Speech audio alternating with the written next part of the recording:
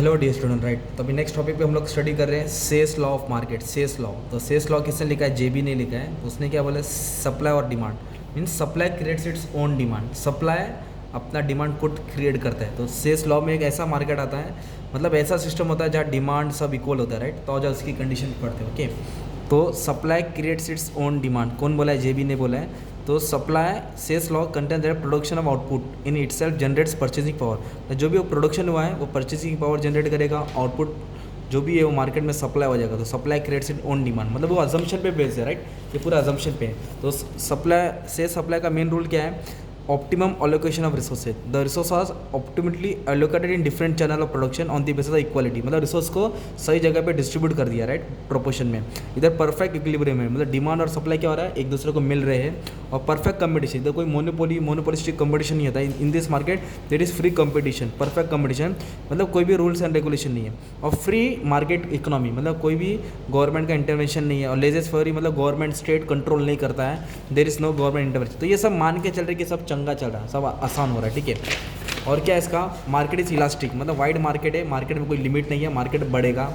और market automisation, कुछ भी अगर मार्केट में वो डिस्टर्बेंस आया, नेगेटिव आया, डाउन ट्रेंड आया, तो मार्केट ऑटोमेटिकली क्या करेगा? ऑब्जर्व कर लेगा।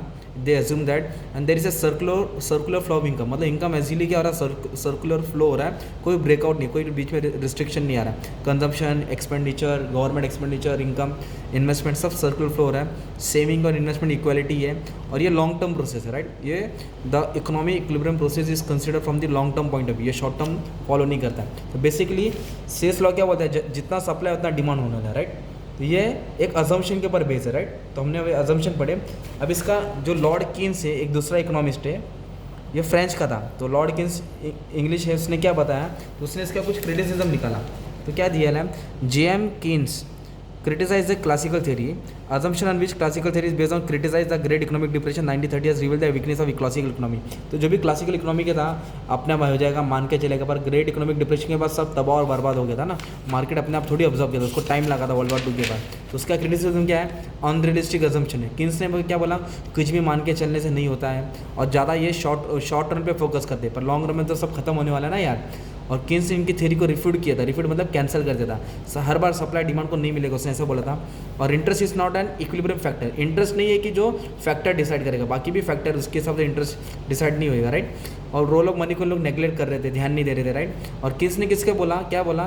कि जो लेजेस फेयर पॉलिसी है, मतलब हर मार्केट में, हर इकोनॉमी में गवर्नमेंट इंटरवेन करता है। पर सेल्स लॉ में क्या बोला? There is no government intervention. तो किन्स ने इसके ऊपर क्रिटिसाइज क्या बोला?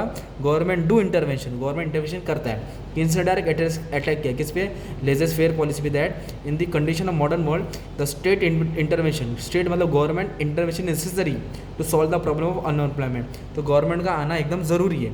पर सेल्स लॉ क्या बोलते हैं? गवर्नमेंट आता नहीं है। तो ये क्रिटिसाइज किसने किया? किन्स ने। ये सब टॉपिक तुम लोग लिख सकते हैं, किस में लिख सकते हैं? सेल्स लॉस ऑफ मार्केट, ठीक है। तो ये वाला टॉपिक मैंने तुम्हारे लिए डिस्कस कर दिया। तो इसका स्क्रीनशॉट ले सकते हैं क्रिटिसिज्म का। और इधर कुछ अजम्पशंस है और इधर थोड़ा पॉइंट्स है, ओके।